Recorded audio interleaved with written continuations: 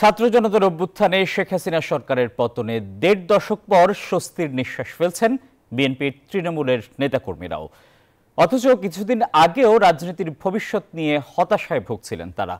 BNP নেতারা বলছেন, এখন দল গুছিয়ে নির্বাচনের প্রস্তুতি নেওয়ার পাশাপাশি সব ষড়যন্ত্র রুখে দিতে তারা প্রস্তুত।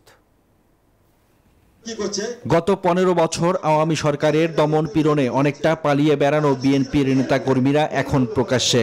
দীর্ঘদিন পর তারা বাসাবাড়িতে অবস্থান করছেন। রাজপথেও এখন তাদের সরব উপস্থিতি। সক্রিয় হচ্ছে দল গোছাতেও। ৫ আগস্ট শেখ হাসিনা দেশ ছেড়ে পালিয়ে যাওয়ার পর ছাত্র জনতার সাথে রাজপথে নেমে আসেন বিএনপির নেতাকর্মীরাও। নেতাকর্মীরা মনে করেন, রাজনীতিতে বিএনপির সুদিন ফিরেছে।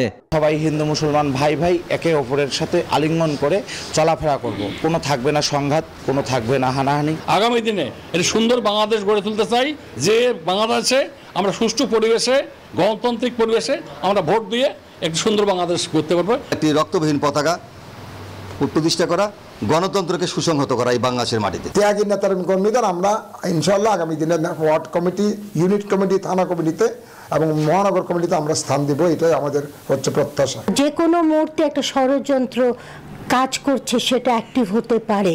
নির্বাচনের মধ্য দিয়ে আমাদেরকে আগামী দিনে রাষ্ট্রীয় ক্ষমতায় যেতে হবে।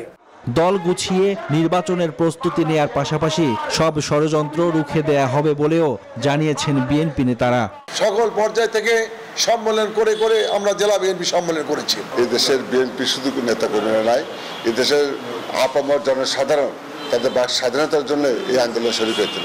এখনো যদি 3 মাস পরে নির্বাচন দেয়, বিএনপি নির্বাচন করতে পারবে। এই বিজয়কে সংহত করে যাতে মানুষের সেই আকাঙ্ক্ষার বাস্তবায়ন হয়, সেটাই এই মুহূর্তে আমাদের লক্ষ্য।